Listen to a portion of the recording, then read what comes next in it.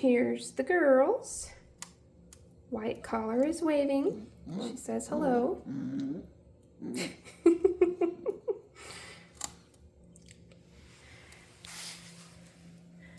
There's pink collar too. Pink's quite a bit bigger than white.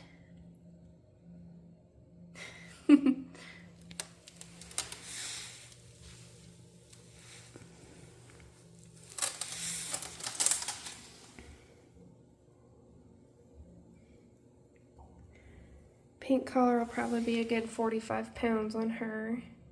And white collar, she'll probably be, I don't know, in between 35 and 40 pounds, I'd say.